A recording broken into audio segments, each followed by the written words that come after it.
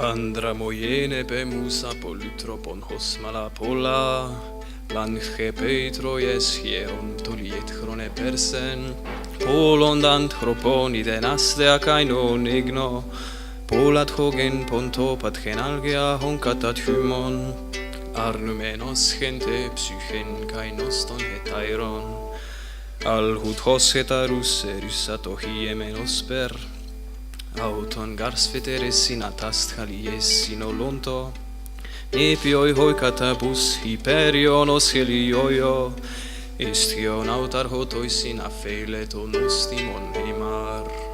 Ton hamot hen gethea, tygater dios, eipe kai hemin.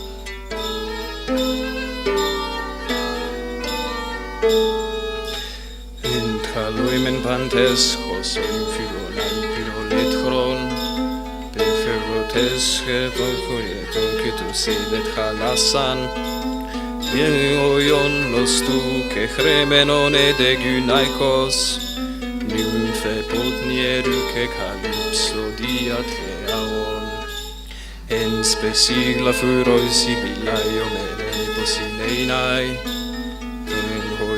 Nostu que cremen medigunaikos, Tohoie peklo santo, te oi condene estai, Eisita kennu denta pefumeno sena etlon.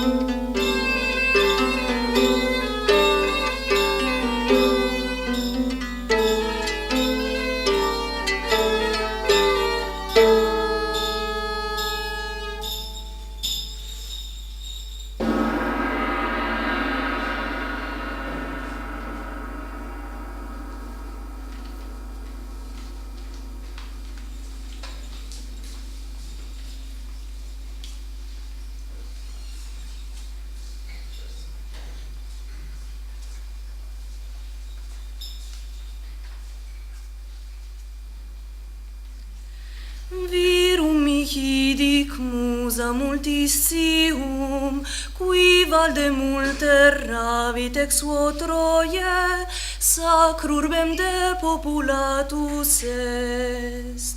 Multor aurem virorum vidit urbes, et mentem cognovit multos autem hic, in mari passus est dolores.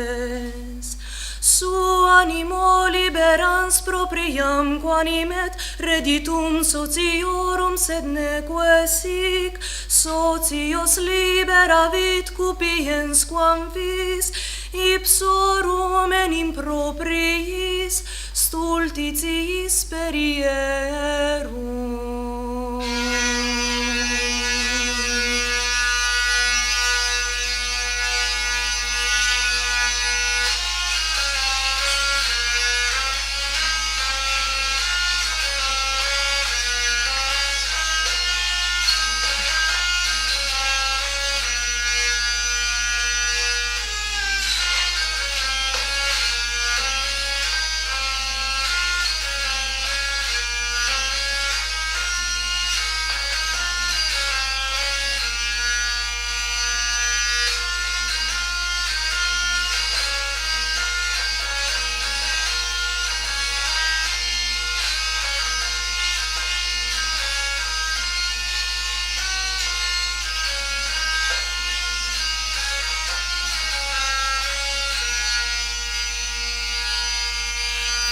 tui qui boves hyperionide, solis comederunt et hitis absolit reditus diem.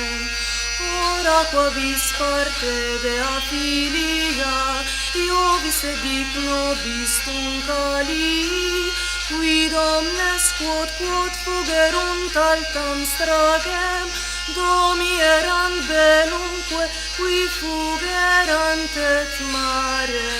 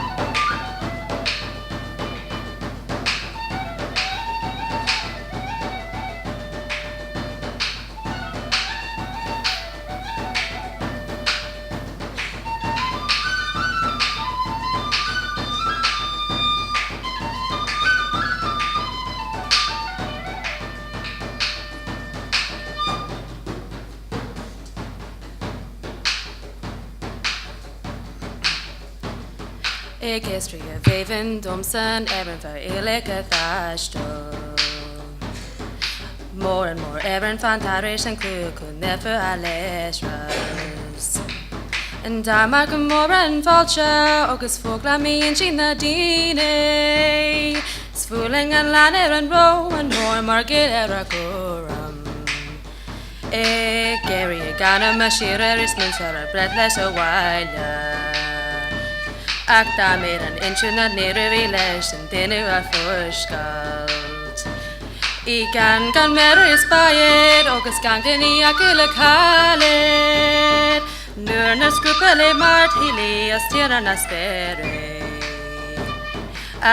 Stangen and dangsession gaffele dashile dois. Adoroga tosia ganeni Indian jeshes adene.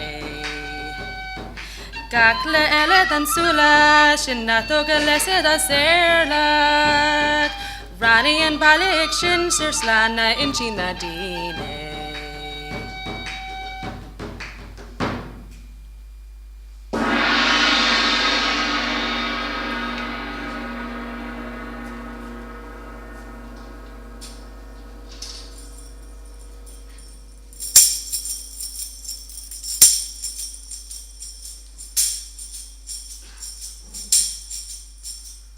Τον άντρα, τον πολύπραγο, τραγούδισέ μου ο Μούσα, που περισσά πλανήθηκε, σαν κούρσεψε της Τρίας, το Άγιο Κάστρο και πολλών ανθρώπων είδε χώρες, και έμαθε γνώμες και πολλά στα πέλα βρήκε πάθια, για μια ζωή παλεύοντας και γυρισμό συντρόφων, μα πάλε δεν τους γλίτωσε, κι αν το ποθούσε εκείνους, τι απόδικοι τους χάθηκαν, οι κούφοι αμυαλοσύνη, του ήλιου του υπερίανα, σαν έφαγαν τα βόδια, κι αυτός τους πήρε τη γλυκιά του γυρισμού τους μέρα.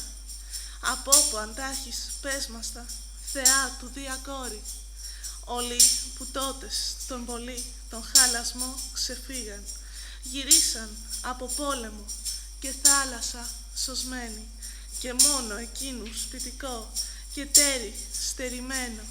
Η Καλυψό, τρισέμορφη θεά, τον εκρατούσε, γιατί άντρα της τον ήθελε στις βαθουλές σπηλιές της.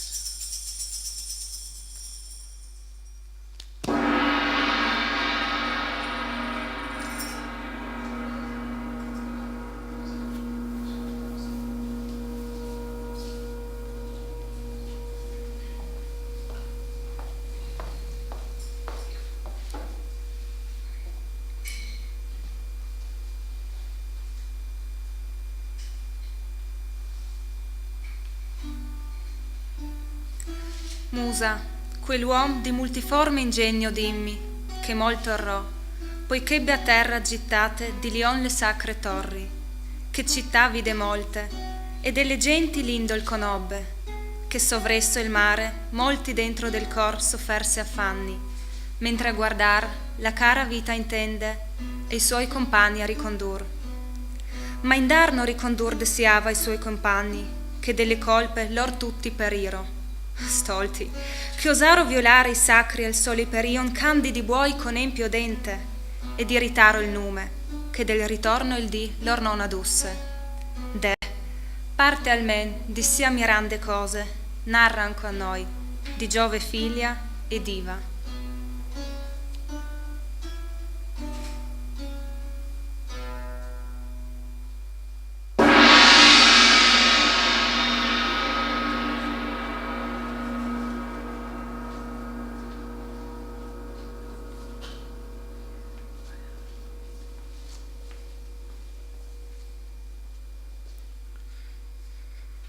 Pesem mi muza zapoj o možu, ki mnogo je blodil, daleč po svetu okrog, ko sveto je Trojo razrušil.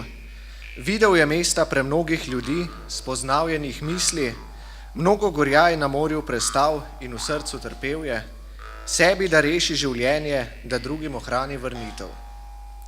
Vendar kljub vsemu tovarišev svojih ni mogel rešiti, zdrzno pregreho sami so napletli si lastno pogubo, norci so klali in jedli goved hiperijo na sonca, Bog pa na to zakazan odzel jim je možnost vrnitve. Nekaj od tega boginja, hči Zeusa, še nam razodeni. Drugi tedaj že zdavnaj so vsi doma se mudili, vsi, kar jih bridki pogubi na vojni na morju ušlo je, njega samo, ki si želel domov, koprnel je po ženi, njega je lepa držala pri sebi nimfo Kalipso, v jami obokani strašno, želeč, da mož šipo stavbi.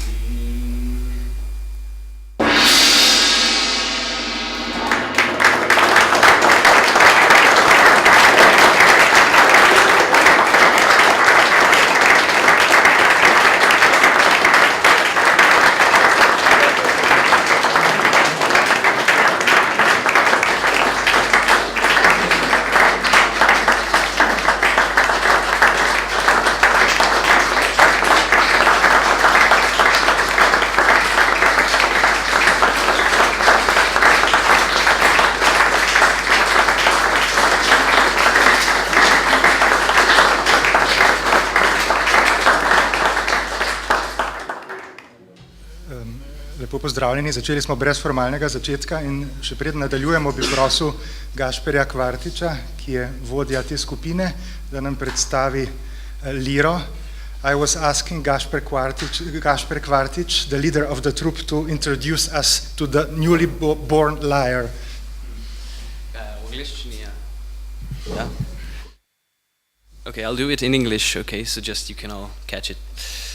This is, well, a lyre is, as you may know, is actually an umbrella term for multiple instruments. That means in ancient Greece they knew many types of lyres, including the forminx, the helus, the barbiton, and the kithara. And this may be the closest term to describe this would be a forminx, actually. So kithara had a wooden body, a wooden base, and two wooden supports on each side, while a helus had a turtle shell as a base, and usually two horns as the supports. So this is a combination of the both. It's a wooden box with two horns, actual horns, yes, cow horns. Yes, so a forminx would usually be built like this. So this is a forminx. It has 12 strings, but only 6 of them are tuned. So I fooled you.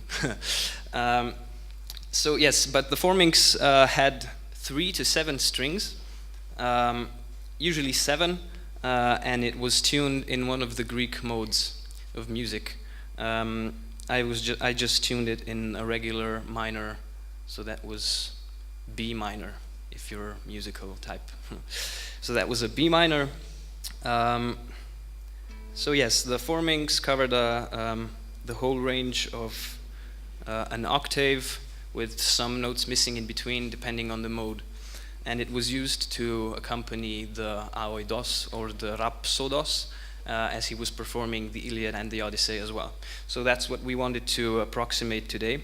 I built this lyre at one of my friend's woodworking shop, and it was done in about 2 weeks. Actually, it took 3 full days, but it was spanned over 2 weeks.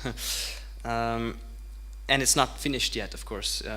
It still needs a lacquer finish and maybe some, I don't know, maybe metal or leather bolts or something, around where the horn and the box meet. So when it will be finished, it will get a name. So far it does not have a name. So it's a nameless lyre, Lyra Anonymous. Okay. Thank you.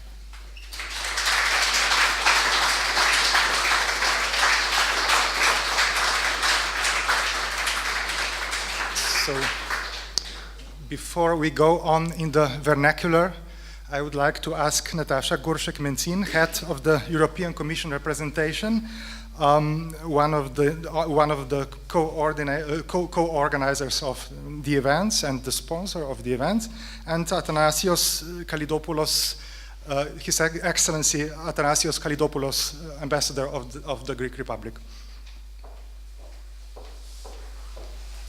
Najlepša hvala. Spoštovani, lepo pozdravljeni vsi gostje. Veliko veselje mi je, da sem lahko danes tukaj z vami, ker sem sicer po poklicu dramaturginja, si verjetno predstavljate, da je Homer zame nekaj zelo pomembnega. Dear guests, dear invitees, distinguished professors, I am very pleased to be with you today here. As by profession I'm a dramaturg, you might imagine that Homer really is very meaningful for me. Torej, Odysseus je ponovno krenil na pot, tokrat pa po prestolnicah Evrope. Razstava v Ljubljani je pravzaprav del kulturnih dogodkov o Odysseju, ki letos potekajo v več evropskih državah. Njihova rdeča nit pa je pravzaprav tale potujoča razstava prevodov Odysseja v vseh 24 evropskih uradnih jezikov. Zamisel v razstavi se je pravzaprav porodila pri naših kolegih na predstavništvu v Parizu. Projekt se je začel nekako maja letos in prva razstava je bila v Zagrebu, od takrat se je razstava ustavila spet ponovno v Parizu, na Dunaju, v Rimu in pa v drugih evropskih mestih. Upamo, da bo svojo pot zaključila tudi v Grčiji. Ponosna sem seveda, da se je Odysseus na tem svojem potovanju ponovno ustavil v Ljubljani in ob tej priložnosti bi se rada zahvalila seveda partnerjem, oddelku za klasično filologijo Filozofske fakultete v Ljubljani in Moderni galeriji v Ljubljani za ta dragocen prispevek pri soorganizaciji tega dogodka. Ilustracije Marjana Pregla in mednarodni simpozij skupaj z razstavo knjig torej sestavljajo ta kulturni dogodek v Ljubljani s pravo evropsko razsežnostjo. Zgodbe o Odysseju so danes razširjene seveda v vseh evropskih kulturah, pa tudi širše. Ko je Homer pisal Odysseju, si zagotovo ni predstavljal in se ni zavedal, da bo svojim delom tako močno vplival na današnjo kulturo, ki še vedno zelo pogosto išče navdih v grški mitologiji. Mnoga vprašanja človeške usode, ki so si jih takrat postavljali že stari Grki, so seveda aktualna tudi danes, zlasti v Evropi. Odysseujeve zgodbe so zato brezčasne in prisotne na mnogih področjih našega življenja. O njih se učimo v šoli, srečujemo jih v literaturi, na filmskem platnu ali jih celo prepoznavamo v svojih lastnih življenjih. Hkrati pa nas Odysej opozarja na skupno evropsko dediščino, ki je v nacionalnih kulturah prevzela zelo različne odraze, zato s to razstavo knjig pravzaprav želimo opozoriti tako na večkulturnost, kot tudi večjezičnost v Evropi. Kot sem dejala, imamo v Evropi danes 24 uradnih jezikov in danes smo slišali že 4. Večjezičnost je danes prisotna na vsakem koraku, zato mi dovolite, da torej povzamem nekaj besed še v 4. uradnem jeziku, danes na tem odru v angleščini. So the present exhibition is a part of the wider project intended by the European Commission. It consists of this traveling exhibition of translations of the Odyssey in all 24 official languages of the European Union today. The books have so far visited many European capitals, and I'm very glad that we organized a true European event also here in Ljubljana. The translations in different languages remind us of our common European heritage. At the same time, they show the importance of multiculturalism and multilingualism in Europe. But what does culture and language diversity mean in Europe today? Multiculturalism and multilingualism are values at the heart of the European integration. European Union is remarkably rich in languages.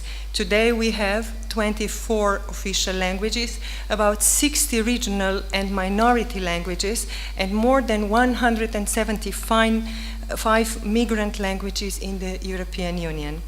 The European Commission, let me say this, is very much committed to promote the language diversity and the development of the language skills. One of the key initiatives in this context is the European Day of Languages, normally celebrated on the 26th of September, but this year we decided to have the celebrations throughout the autumn. So actually this event represents this traveling exhibition actually represents like the end of this cultural multilingualism autumn in Ljubljana. The exhibition contains a few more European aspects that I would like to mention. In 2014, so this year, we celebrate the 10th anniversary of the accession of Slovenia to the European Union.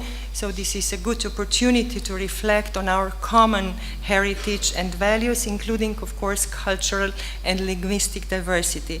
Besides that, the traveling exhibition countries are holding presidency of the European Union 2014, so Greece and Italy, and I'm very pleased that my colleague, His Excellency, the Ambassador of Greece, is with us here today. The Homeric eps, of course, are part of the Greek mythology, and they have strongly influenced the Roman culture in the last centuries. They have found their ways into all the European cultures. In that respect, we need to admit that this work was largely done by translators. They were often the ones who were spreading cultural wealth across other nations. The translations of the Odyssey have thus another symbolic meaning, so the exhibition today. They show that translation has always been playing an important role in enriching languages and spreading cultural contents and values. Finally, I would again like to express my gratitude to our partners from the Museum of the Modern Art and Department of the Classical Forum of the Faculty of Arts in Ljubljana for co-organizing this event. The exhibition of the translations of the Odyssey, the illustration by Martin Pregel, and the International Symposium are making this project a real success. I would like to thank all of you for being here tonight, and I wish you a wonderful evening. Še enkrat hvala lepa vsem, da ste prišli in želim vam lep večer.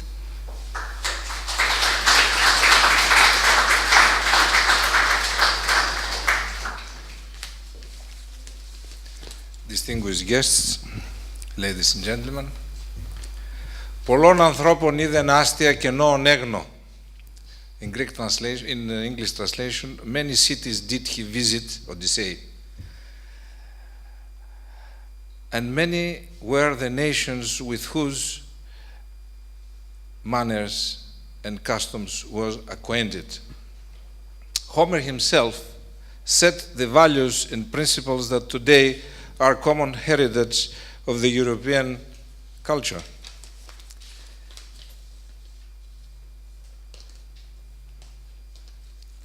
Understand each other, learning from each other's different customs and manners, cultural diversity, multilingualism. Odysseus, the second oldest work of Western literature, is translated in many languages and has influenced many writers worldwide, with literary works such as the story of Sinbad the Sailor from the book of 1001 Nights, Inferno by Dante Alighieri, the novels Les Aventures de Télémaque by Fénelon, and Ulysses by James Joyce, the first canto of the Cantos by Ezra Pound, the poem Ulysses by Alfred Lord Tennyson. Moreover, it has been exceptionally translated by well-known writers translated in Europe. For example, one of the first translation in English was by Alexander Pope, while it was so translated by T.A. Lawrence.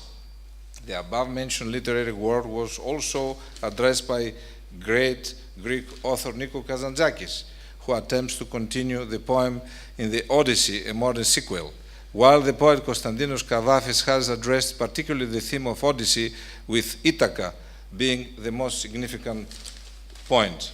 Therefore, it is with great pleasure that I participated in the opening of this exhibition, translation of the Odyssey in languages of the European Union, organized by the European Commission and the Classics Department of the University of Ljubljana and the Museum of Ljubljana, commemorating the 10th anniversary of the accession of Slovenia in the European Union.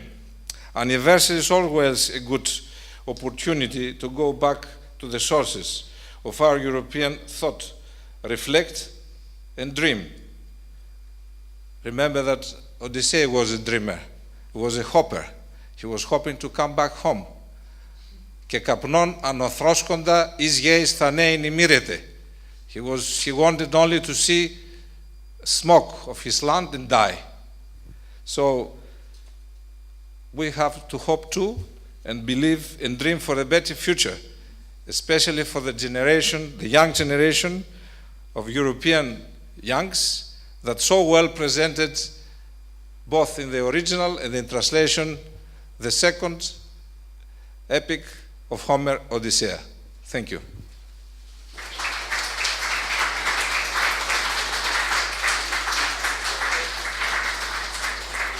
Thank you very much. Prosil bi še, da nas pozdravijo v imenu soorganizatorjev Zdenka Badovinac, direktorica Moderne galerije, ki je ogromno naredila, namreč Moderna galerija, za te dogodke. Potem Branka Kalinč-Ramšak, dekanja Filozofske fakultete. Nazadnje bi pa povabil profesorja Kajetana Gantarja, prevajalca Odiseje v slovenščino, avtorja tiste knjige, ki jo vidimo na drugi strani, da nas nagovori v imenu Slovenske akademije znanosti in umetnosti in nam potem tudi kaj pove o svojem prevodu, o prevajanju Homerja nasploh.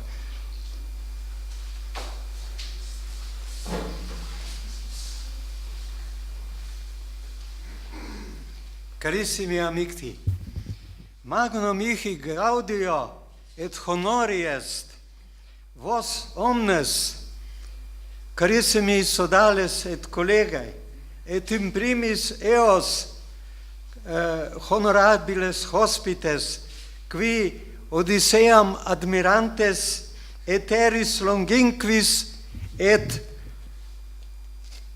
remotis huc advenistis, in aedibus pinacothecae nostrae artis contemporaneae hodie non solum in meo nomine, sed etiam in nomine Academiae Slovenicae Scientiarum et Artium, eiusque praesidentis Tadei bait salutare, vobisque mansione iucunda in urbe nostra frui exoptare, ac praesertim felicem reditum in hoc diluvio eftichem noston, non ut sicuti Odysseus ad circam in insula Calypsus aut in alio loco manebitis. Multae sunt rationes, multae causae delectationis meae, non solum memoria Andreae divi Justinopolitani, doctissimi viri renascentis aetatis, qui in terra nostra capreae natus primus omnium in orbe terrarum, ambo Homeri carmina, Latine redere ausus est. Sed nihilo minus nobis hac occasione memoriae digni videntur etiam alii interpretes, qui Homeri carmina non in linguam latinam, sed in sermones vernaculos vertere ausi sunt. Facere non possum, quin primum exemplis mihi proximis utar, equibus eminet nomen Antonii Sovre, magistri nostri academici, qui quinquaginta ante annis diem postremum obiit. Qui primus in patria nostra anno millesimo nongentesimo quinquagesimo et quinquagesimo primo, cum ego philologiae classicae in alma matre Labacensi studere incohavi, et non singulos cantos, sed ambo Homeri carmina a primo usque ad ultimum versum exquisita arte poetica Slovenice vortit. Hic est liber Odysseae, cuius mentionem feci, prima editio, si quis scire vult quae conditiones erant, quomodo centuriae autogramma traductoris expectabant, vos post explicare posso.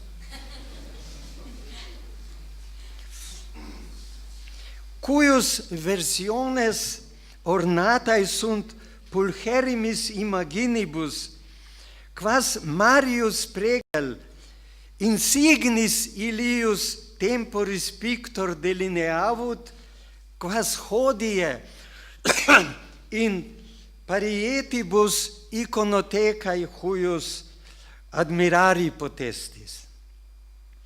Sed etiam si magister noster ambo Homeri poemata Slovenice vortit ubicumque praesertim in acroasibus studentibus destinatis Odysseam Iliadi praeponere solebat. Nil mirum ergo, si eodemano, atque Odyssea versibus heroicis Slovenice redita est, ipse etiam alteram versionem Odyssea edidit, quae non versibus, sed arottione soluta, uberrima verborum abundantia splendente scriptas. Hic est liber primam editionem non possideo, sed est altera alia quaedam editio.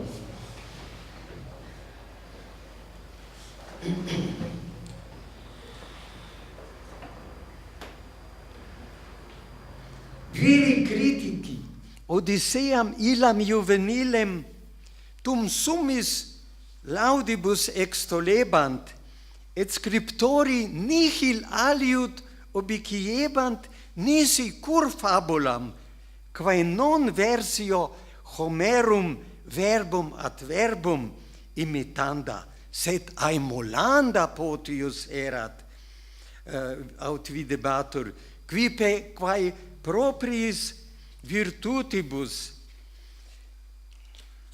verbis mele dulcius sonantibus et metaphoris improvisis emineret, cur ergo hanc fabulam non sub altero quolibet titulo edidisset, ita ut avera Homeri Odyssea clare discernenda esset. Quid mirum si exemplaria huius libri statim divendita,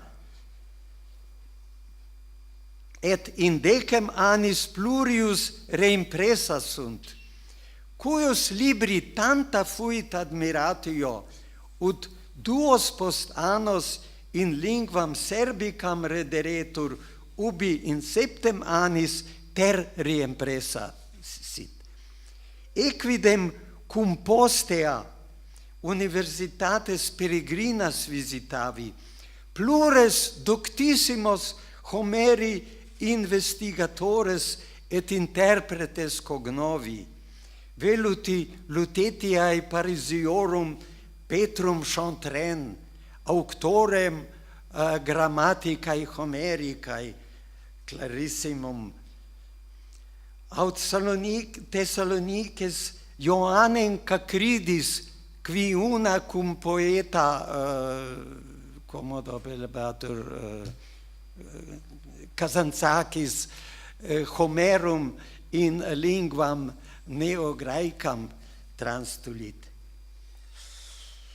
Sed neminem qui Ulixis et Odysseas tam amantissimus esset, quam Heidelbergae Franciscus Dirlmeier, qui cum anno 1970 rude donatus est, Heidelbergam reliquit, et statim Ithacam migravit, ubi septem felicissimos annos peregit, donec anno 1977 diem supremum obiit, ibique Ithacae sepultus est.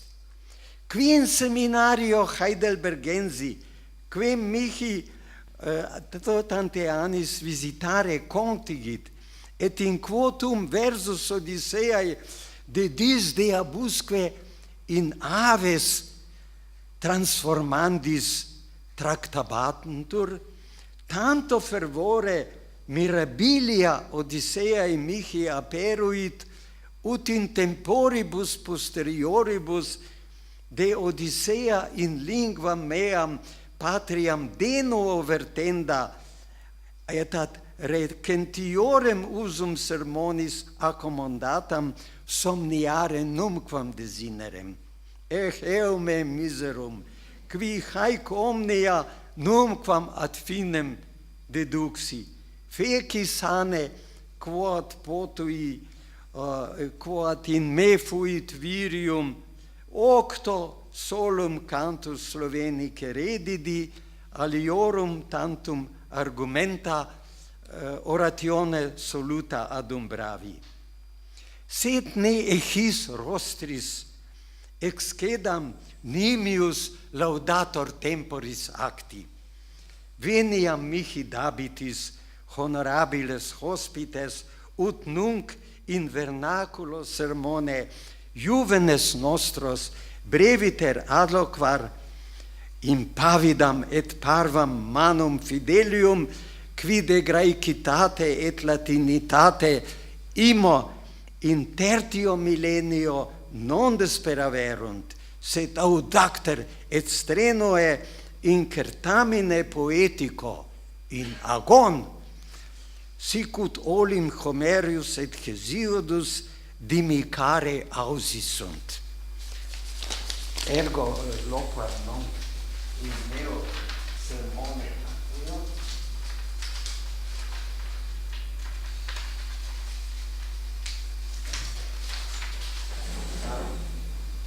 Oblitus sum ergo propris. Torej, dragi mladi prijatelji, ki ste se odločili, da boste sodelovali v tekmovanju prevajalcev iz epike, iz različnih epskih pesnitev, vam k temu podvigu iskreno in od srca čestitam in vas vabim, če kdo želi, da danes prebere kratek odlomek iz svojega prevajalskega izdelka, če ne bi pa temu posvetili en kratek mini simpozij v prihodnem mesecu, kjer bi vaše prevajalske izdelke kritično in vsestransko osvetlili, poudarili njihove odlike in prednosti in vas morda blagohotno pozvali tudi k možnim izboljšavam, predvsem pa spodbudili k nadaljnemu prevajalskemu delu. Hvala lepa.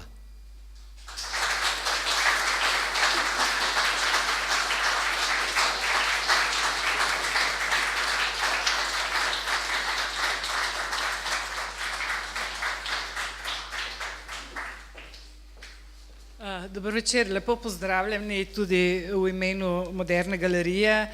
Good evening, dear distinguished guests. I'm very pleased to host this exhibition here. The illustrations of Odyssey of one of the most important Slovene modernist painters, Mari Pregl, together with books that he, at least the Slovene, of course, translation of the Odyssey, he illustrated. So it's very important that we have the exhibition where the visual art gets into the dialogue with the literature. It is very rare, actually. Should be more often in our space as well. Dovolite, da nadaljujem v slovenščini, kot vidimo, gre za multilingvistični dogodek. Kot rečeno, ilustracije Marija Pregla v dialogu z literaturo. Se mi zdi, da je to res pomembno poudariti, kajti danes živimo v dobi diktata interdisciplinarnosti, ki narekuje bolj stične točke kot poudarke posamičnih umetniških polj, vendar moram pri tem poudariti prav to modernistično dimenzijo, da ta dialog poudarja prav posebnosti vsakega umetniškega polja. Moderna galerija v svoji zbirki hrani Pregleve ilustracije Iliade in Odiseje, ki so nastale med letoma 1949 in 1951 in ki jih smemo zaradi muzejskih standardov razstavljati le občasno. Ob tem ne bo odveč, če upozorim, da smo pred leti izdali tudi faksimilizirane ilustracije Iliade in Odiseje Marija Pregla. Ob tej priložnosti, kot rečeno, že tudi prej, Pregleve ilustracije Odiseje, razstavljene skupaj s knjižnimi prevodi Odiseje v 24 uradnih jezikih Evropske unije. Za nas je ta dogodek dragocen tudi zato, ker izpostavlja premalokrat poudarjeno povezanost likovne umetnosti in književnosti, kot rečeno že. Ena bistvenih nalog umetnosti 20. stoletja je bila razgrajevanje posamičnih umetniških medijev in v zvezi s tem tudi iluzije, za katero si je umetnost prizadevala od antike do modernizma. Izgubo iluzije pa je treba razumeti ne samo kot zmago modernističnega umetnika, ampak tudi kot travmo, povezano s travmami povojnih civilizacij. Seveda imam tukaj v mislih predvsem delo Marija Pregla, katero je nastajalo prav v tej povojni atmosferi. Umetnikovo travmo lahko nemara iščemo prav v Odisejevem liku, razpetem med iluzijo in realnostjo. Prav ob Odisejevem poslušanju petja siren se izpostavi vse prekletstvo iluzij. Po eni strani se iluzijam ne smemo odpovedati, po drugi pa se spuščamo v precejšno nevarnost, če jih poskušamo realizirati. Odisej je, kot veste, ohranil svoje življenje tako, da se je, preden je ladja zašla na območje siren, dal prevezati na jambor, posadka pa je med njegovim petjem veslala z zamašenimi ušesi. Moderni umetnik se je iluziji izvil tako, da je razstavil elemente umetniške prevare. Podobno kot James Joyce, ki je v Ulyssesu posvetil glasbi eno celo poglavje. V zvezi s tem pa je ob neki priložnosti dejal takole.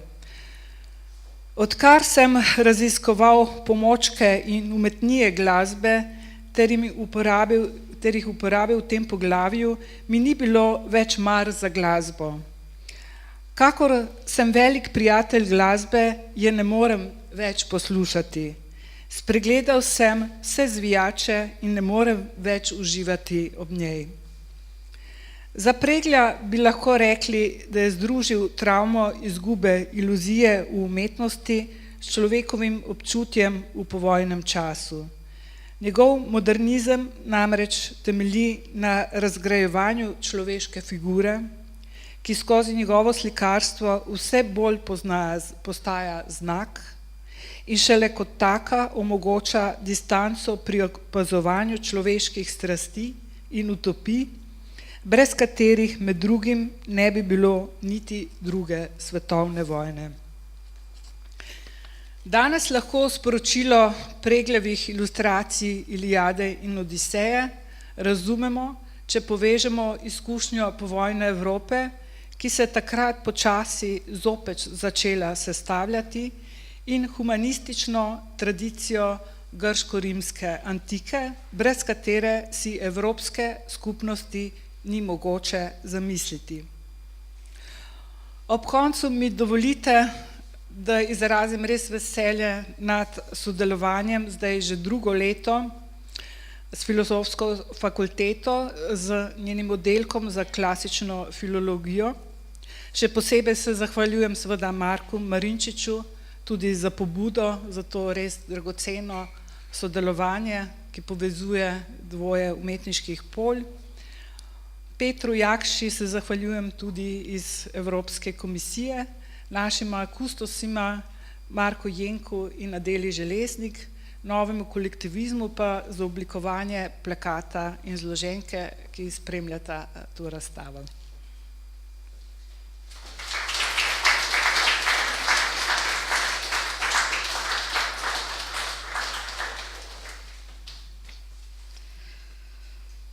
Your Excellency, cenjeni visoki gosti, spoštovani predavatelji, dragi študenti. Prav prisrčno vas pozdravljam v svojem imenu in v imenu vodstva Filozofske fakultete Univerze v Ljubljani. Potujoča razstava knjižnih prevodov Odiseje v 24 uradnih jezikih Evropske unije, ki je šla na pot maja letos in bo potovala po več evropskih glavnih mestih, se je ustavila tudi pri nas. Ker na Filozofski fakulteti, ki je zibelka humanistike na Univerzi v Ljubljani, gojimo vrednote jezikovne in kulturne raznolikosti v skupnem evropskem prostoru, smo seveda takšen dogodek z veseljem podprli.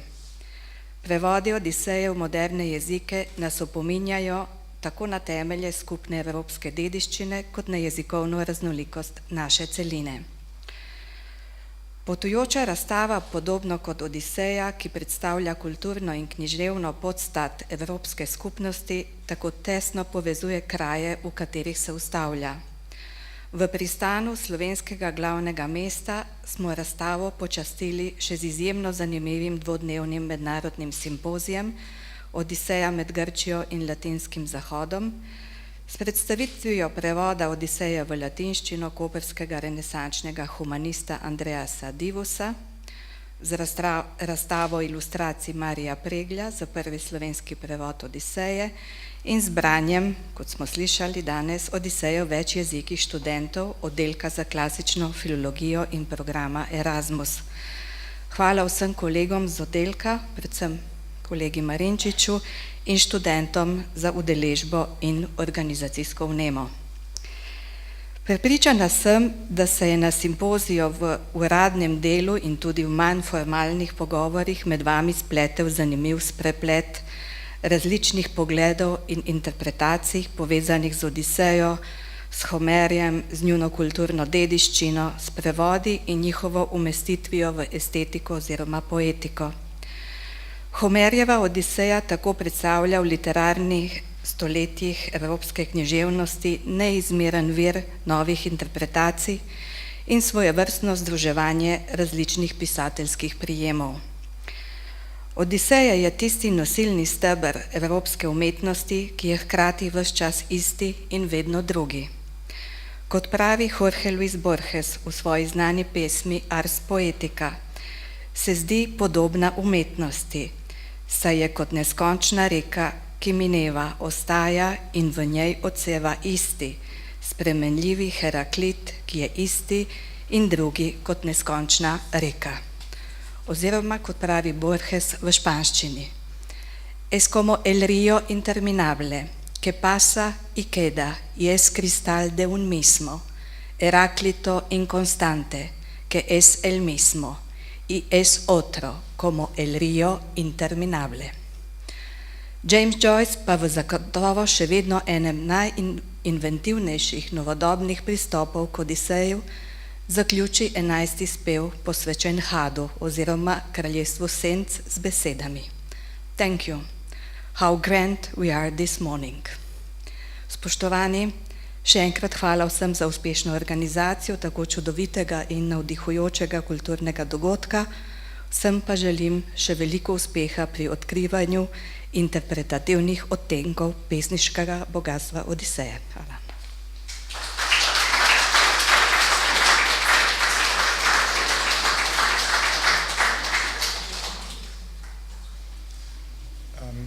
Mimo grede bi rad čisto neuradno povedal nekaj anekdotičnega, ko sva s kolegom Petrom Jakšo z predstavništva Evropske komisije pred enim mesecem sedela skupaj v njegovi pisarni pa razmišljala, kaj vse bi se dalo praznovati, kakšne obletnice, in med drugim je naneslo tudi na 2000-letnico Avgustove smrti, pa na 2000-letnico ustanovitve rimske Emone. Potem sva se pa v nekem trenutku odločila, da ne bomo praznovali 2000 obletnice Avgustove smrti, da ne bomo praznovali 2000 obletnice rimske Emone, ampak da je popolnoma dovolj, da praznujemo literaturo in likovno umetnost.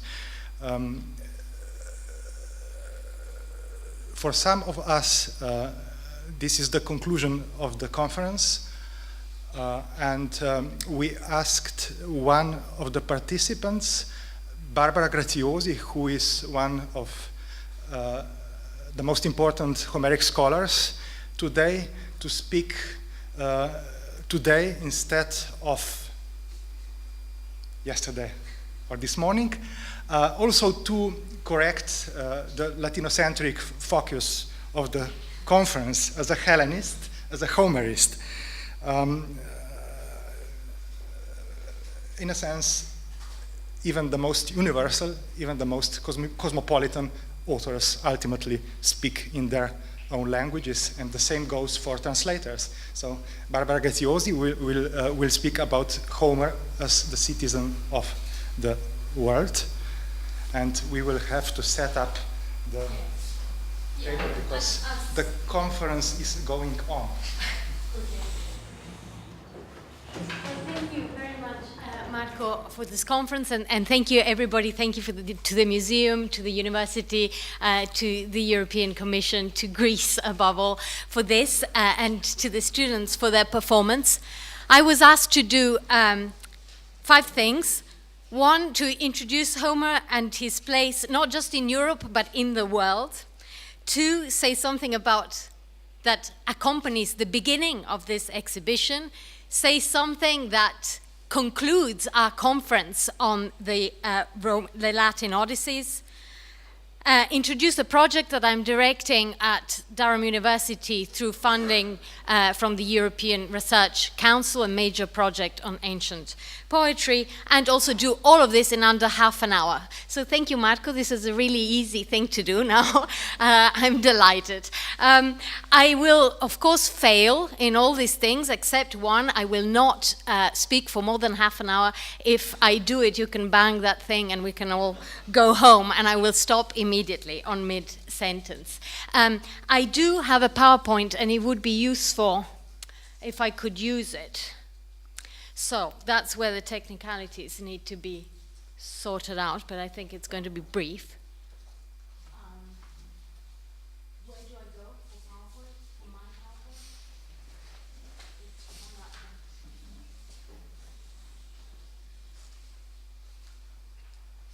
Yeah. Right. And now. Okay. Yes, that would be helpful. Okay, I'm going to sit down. That's quite comfortable then. And I need to... Diaprojekcja. That's what it is, yeah? Slides. Yeah? Like that? Yes? Okay, good. You can see the images? You can hear me? Can you understand me? Yeah, okay, that's great. So we're ready. Very briefly, if you want to know more about the project I'm directing, you can go online. That's the address. I'm not going to speak about it now because I've spoken about it a lot in many contexts already. But the basic idea about the project is that representations of the ancient poets, including Homer, tell us something about how they were imagined. So they tell us something ultimately about the readers and also people who never read their works but still felt a relationship with these poets of antiquity. So we are looking at biographies, we are looking at anecdotes, we are looking at fictional letters, we are looking at portraits. And that's all I'm going to say about that. The title of my talk comes from Proclus, a 5th century philosopher, and I'm pretty sure it's him. There's some debate about authorship, but I won't tell you about that, who wrote a collection of useful knowledge, the Chrestomathy, and he starts his collection of useful knowledge by saying something about Homer. So this is useful stuff. And he says this: as for Homer, it is not easy to state who his parents were or identify his fatherland, since he did not chat about that matter, and those who speak about him disagree. Given that his poetry makes no explicit claim concerning these questions, everyone has indulged his preferences with great ease. And here you can see Proclus getting a bit agitated about this.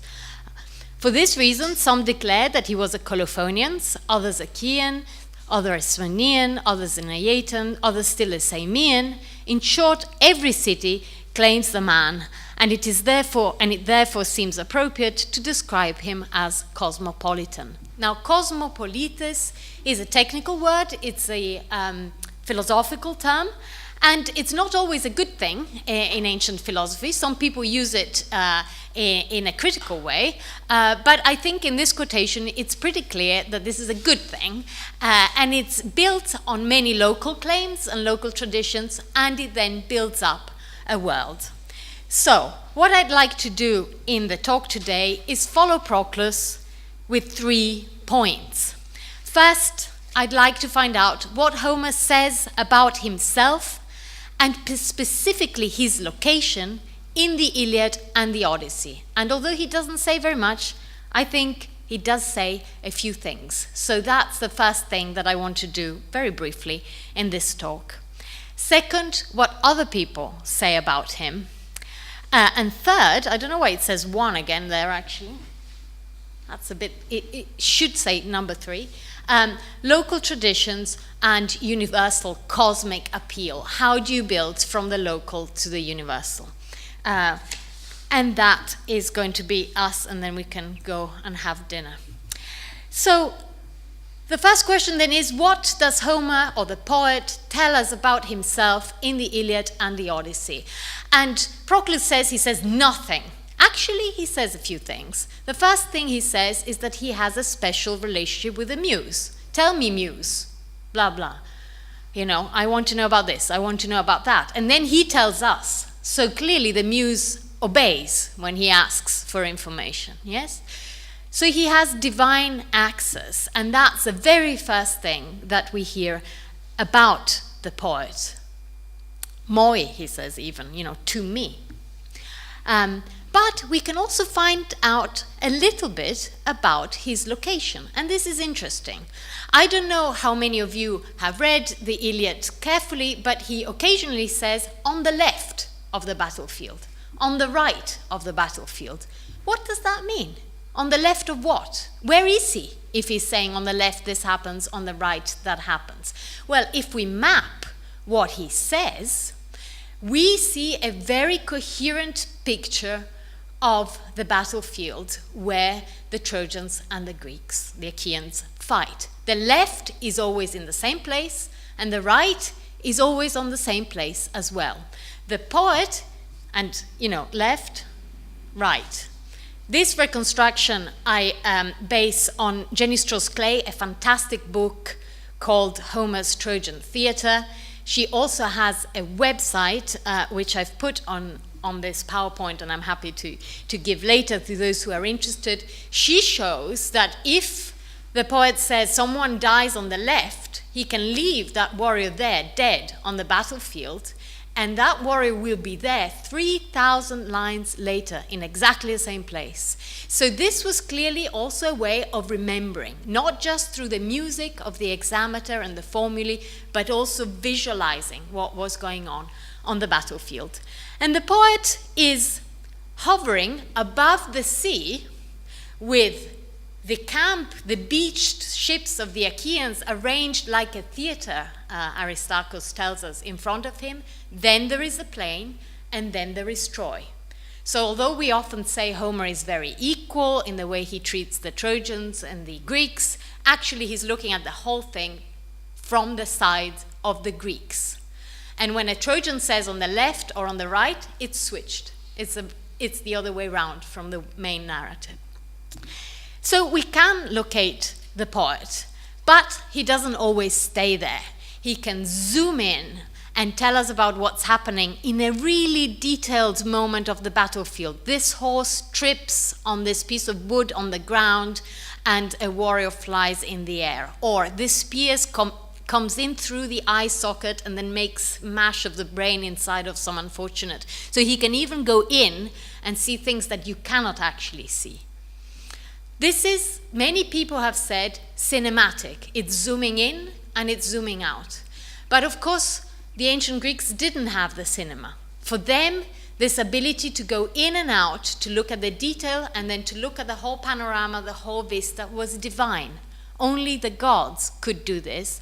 only the divinely inspired Homer, and only us by listening to the poet who listens to the muse.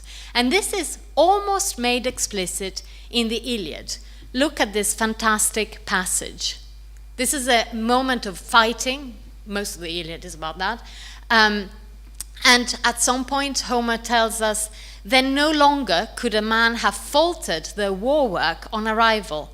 Someone who, as yet unhurt and unstabbed by the piercing bronze, moved about in the mist, moved among the soldiers, as Pallas Athena led him, taking his hand and holding off the oncoming spears. So, if you were someone protected by a god and looking at how these people were fighting, you would think they were fighting well. That's what he's telling us. So, who is this man? Well, Eustathius, the Byzantine commentator of Homer, says, this is us. This is the readers of Homer. We are that person that Athena takes by the hand and says, look at him, they're fighting well, and you don't have to get hurt. And that's why it's okay to listen to the Iliad, because actually you're not in mortal danger. You can just look at other people fighting while you are secure because you're protected through poetry. So when I was asking myself, where is the poet in the Iliad? Where is he? I also looked at one bit of this poem that nobody ever reads, and that is the catalogue of ships. Who has read the catalogue of ships? Well, 2 people have read it. I've also read it. I had to for this project, but I have to say I hadn't read it before. What I did was, together with a colleague and friend in Vienna, Professor Georg Danek, we looked at all the places where we know where they are, and we traced how he mentions every different place that contributes ships to the great mission against Troy. And look at what happens if you map. It's very, very precise. So Homer starts in Aulis, where actually the expedition against Troy started, and he does a little circle around that bit of Greece, and that's arrow A. I'm sorry, this is me drawing, and I'm not very good, but you can see roughly what it is. Then he jumps, and he goes to the Peloponnese, and he does arrow B. Then he moves up to the area of Ithaca, C, and up again, jumping, starting in Phthia and doing that little loop there. Then, before that, he goes to Crete and he does a little whirl around the islands, and then he leaps onto Achilles' land in E. And then a little bit later in the same book, he does a catalogue of the Trojans. And it starts with a little circle, again a little spiral, around Troy, with the immediate allies of the Trojans. And then he moves with arrows outwards from Troy. So we have the first one going towards Greece again, then we have H and I and J, and basically this maps the known world. How can he do this? He didn't have Google Maps. Right? This is quite a feat. This is something divine, right? And actually, this is Georg who pointed this out to me. If you look at where Mount Olympus is, it's exactly on a dividing line between the Greek world and the world of the Trojans, who are, and their allies on the other side of that line. So this is how the Iliad works, and we need to map this in order to understand where the poet is and what he can do.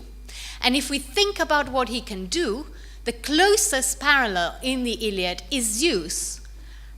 Halfway through the poem, at the beginning of book 13, he sits on a mountain and he gets distracted. He's looking at the war between the Greeks and the Trojans, and then he gets bored and he starts looking elsewhere at the Thracians and then the Abioi and other distant people.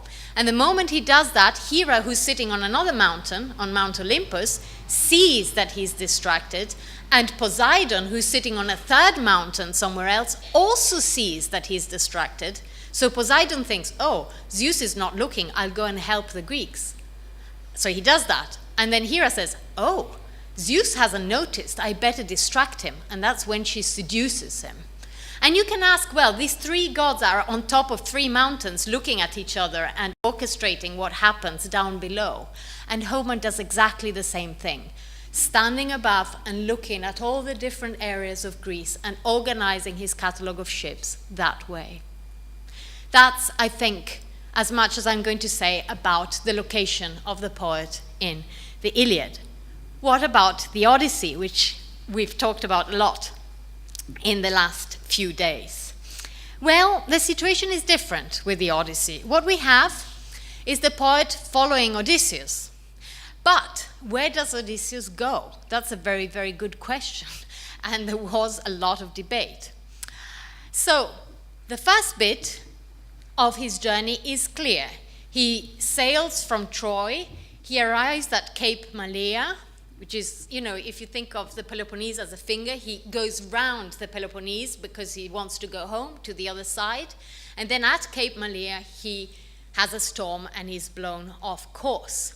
And what happens after that is anyone's guess, except that we know that there he has his moment of disorientation with the storm, and finally he gets to Ithaca.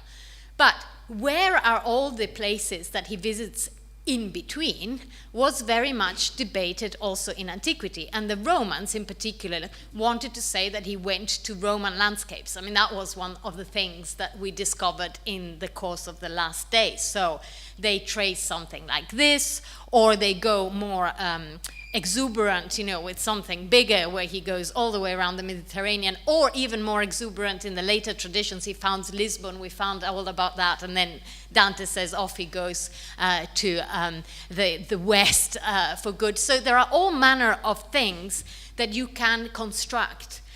But it seems to me it's no coincidence that just when we can no longer place Odysseus firmly on a map, he tells the story. So the books where he takes over the narration and says, I went to see X and Y, and there was Circe, and there were the last Ligurians, all these stories that he is telling us are also the ones that are difficult to place on the map, or that open out the imagination. We can also put it that way. Now, Homer confirms the story of Odysseus up to a point, but it's very, very difficult to place. And in fact, the poet even warns us that we cannot know where Calypso was. Yeah? She's in an island in the navel of the sea. Well, where is that? Of course he doesn't tell us, because we would go visit her, right? A Greek sailor might say, well, I'll have immortality. If he didn't want it, I'll go see. You know, the Greeks had a sense of geography, and Calypso could not be placed very firmly on a map. And the same goes with the Phaeacians. He even tells us, well, after they helped Odysseus, Poseidon hid them, with a mountain, and we don't really know where they are, and there's very good reason, because otherwise you might buy one of their ships. They're pretty good. You know, they travel like dreams. Well, there's a lot of indication that this is the kind of landscape that doesn't quite belong to the real world, in the same way as rocky Ithaca. Now, rocky Ithaca is real life Greece. It's rocky, you cannot have horses. You've got to be real about Ithaca, except that the actual geography of Ithaca in the Odyssey is quite complicated. So where is Ithaca? There was a lot of discussion about this recently, because the Homeric description doesn't quite fit the geographical reality on the ground. Homer mentions 4 main islands, a map suggests 3. Homer says that Ithaca is furthest away to the west, which it isn't. Modern Ithaca isn't. So maybe there's some problem there. And some, I think, misguided scholars have tried to invoke big earthquakes to try and rearrange the geography so that it fits with the Odyssey, right? But this is pretty hopeless as it happens.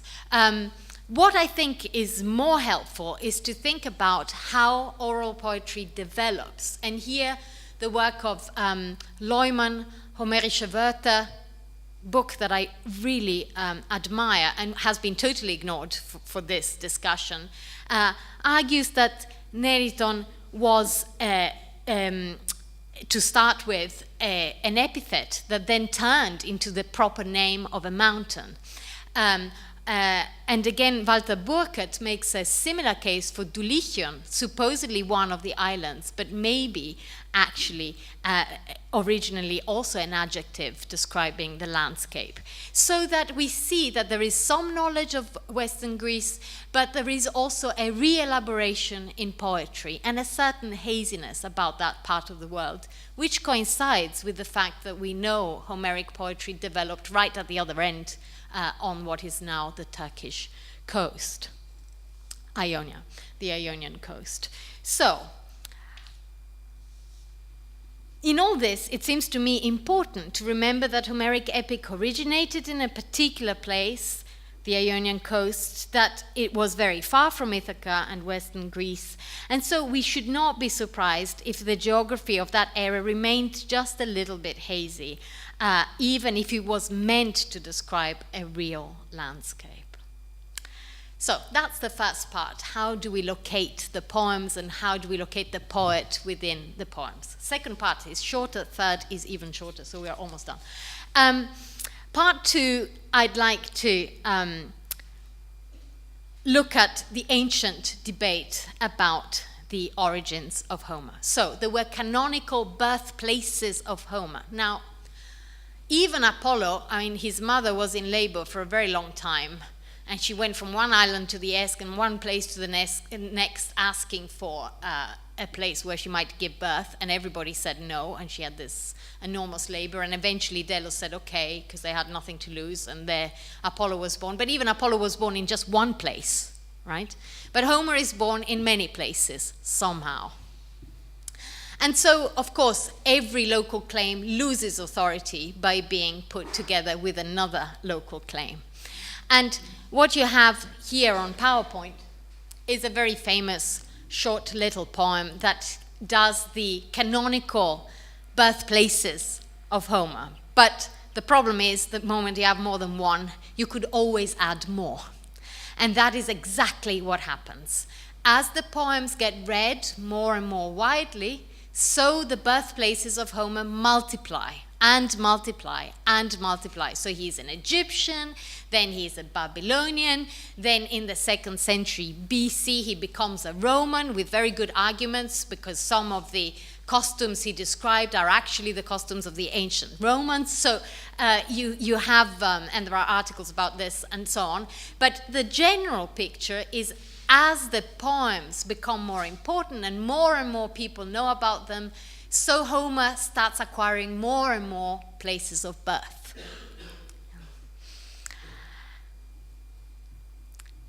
And this then means that he's really truly at home only in the most cosmopolitan city, which is, in the ancient world, Alexandria.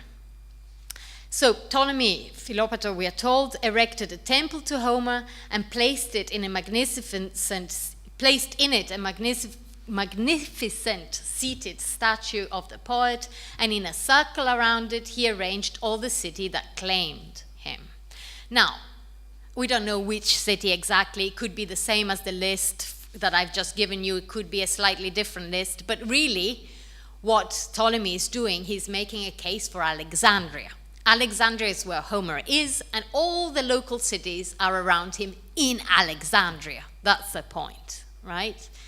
So that we get a sense that he is cosmopolitan and that he can be obtained by the capital. And here, of course, he's obtained by the capitals. We've had the plural, the European capitals. But he's never just been European. We've got to think about this a little bit, even though we are celebrating our union here. He's not just European. And so if we take the example of Alexandria, we can ask what happened in Alexandria after the Arab conquest of the 7th century. Where did Homer go then? Did he survive there? Did he not survive there? This is a very good question. Was he ever translated into Arabic? Well, he was eventually translated into Arabic, but when is a difficult, very, very difficult and complicated question. I won't go into the issue of the translation, though. I will just say that as a figure of the imagination, he was alive and well in classical Arabic culture. And this was because Aristotle was alive and well. So the Poetics was translated in Baghdad between the 9th and the 11th century at least 3 times. And in it, of course, Homer is the best poet of the Greeks. And that's exactly how he was imagined in Arabic culture. So this is Homer, in case you were wondering. That's how Homer looked.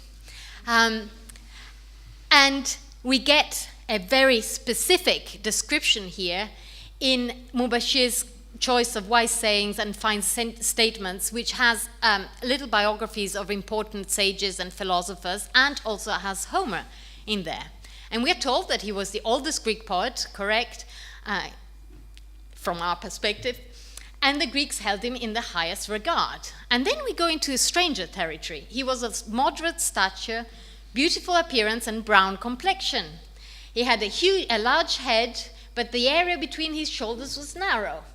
He had swift feet and often looked around.